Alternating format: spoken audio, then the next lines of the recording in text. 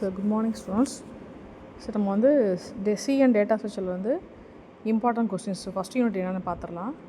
So நான் என்ன பண்ணியிருக்கேன் அப்படின்னா ஏப்ரல் மே நவம்பர் டிசம்பர் 2022 அப்புறம் வந்து நவம்பர் டிசம்பர் 2023 அந்த கொஸ்டின்ஸ் எல்லாமே கலெக்ட் பண்ணி அதுலேருந்து எப்படி கேட்டிருக்காங்க, இப்போ ரீசெண்டாக எப்படி கேட்டிருக்காங்க அப்படின்றத பார்த்ததில் ஸோ நமக்கு வந்து ஃபஸ்ட்டு என்ன பண்ணியிருக்காங்கன்னா ஃபங்க்ஷன்ஸ் தான் ஃபோக்கஸ் பண்ணியிருக்காங்க. இந்த ஃபங்க்ஷன்ஸ் கொஸ்டினே வந்து இந்த இடம் மட்டும் உனக்கு வந்து எப்படி கேட்டிருக்காங்கன்னா நிறைய தடவை கேட்டிருக்காங்க. ஸோ நவம்பர் டிசம்பர்லேயும் கேட்டிருக்காங்க, ஏப்ரல் மேலேயும் கேட்டிருக்காங்க. ஸோ அல்டிமேட்டாக இந்த போர்ஷன் வந்து ரொம்ப இம்பார்ட்டன்ட். அதாவது ஃபங்க்ஷன்ஸ்குள்ளே ஐட்ரேட்டிவ் ஃபங்க்ஷன், ரிகர்சிவ் ஃபங்க்ஷன் அப்படின்னு இருக்கும். ஓகேவா? அதே போல் கண்ட்ரோல் ஸ்டேட்மெண்ட்ஸும் அதிகமாக கேட்டிருக்காங்க. கண்ட்ரோல் ஸ்டேட்மெண்ட்ஸு இந்த இது வந்து அதிகமாக கேட்டிருக்காங்க. கண்ட்ரோல் ஸ்டேட்மெண்ட்ஸ் கான்செப்ட் வந்து அதிகமாக கேட்டிருக்காங்க. ஸோ ஒரே ஒரு தடவை தான் லூப்பிங் கேட்டிருக்காங்க. ஸோ கண்ட்ரோல் ஸ்டேட்மெண்ட்ஸை நல்லா படிச்சுக்கலாம். ஸோ லூப்பிங்கும் சேர்த்து படிச்சுக்கலாம். ஓகே தானே? அடுத்து ப்ரோக்ராம் வந்து எதாவது கொடுத்து அது வந்து அவுட்புட் எப்படி இருக்கணும் அப்படி கேட்பாங்க. அதே போல் சுவிட்ச் கேஸில் ஒரு தடவை கேள்வி கேட்டிருக்காங்க. அது வந்து எக்ஸாம்பிளோட எக்ஸ்பிளைன் பண்ணுன்னு சொல்லியிருக்காங்க.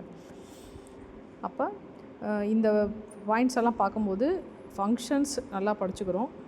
ஃபங்க்ஷன்ஸ் அதே போல் கண்ட்ரோல் ஸ்டேட்மெண்ட், லூப்பிங் ஸ்டேட்மெண்ட்டு, இது போக சுவிட்ச் கேஸு, அப்புறம் இந்த மாதிரி ஏதாவது ப்ரோக்ராமை கொடுத்து நம்ம வந்து இந்த மாதிரி ஈக்குவேஷன் மாதிரி கொடுத்து இதை வந்து ப்ரோக்ராம் இதுக்கு கொண்டு வாங்க அப்படின்னு சொல்லலாம். நம்ம ஃபர்தராக வந்து வேறு என்ன சொல்லலாம் அப்படின்னா முக்கியமான பாயிண்ட் வந்து என்ன அப்படின்னு பார்த்தோம்னா இதில் வந்து நமக்கு வந்து அரே டாபிக்கு. ஸோ நான் அரே வந்து உள்ள பேப்பர்ஸ் நிறைய பழைய பேப்பர்ஸு சிஎஸ்சியோடைய சி ப்ரோக்ராம் அந்த பேப்பரையும் சேர்த்து அவங்க சப்ஜெக்டில் வந்த இதையும் சேர்த்து வச்சு பார்க்கும்போது அரே கொஸ்டின் ரொம்ப அதிகமாக கேட்குறாங்க. ஸோ அப்போ அறையை வந்து தலைகீழாக படித்து வச்சுட்டா கண்டிப்பாக ஒரு ஷியோராக ஒரு கொஸ்டின் அடிக்கலாம் நம்ம. ஸோ அறையில் வந்து 1 டைமென்ஷனும் கேட்டிருக்காங்க, 2 டைமென்ஷனும் கேட்டிருக்காங்க.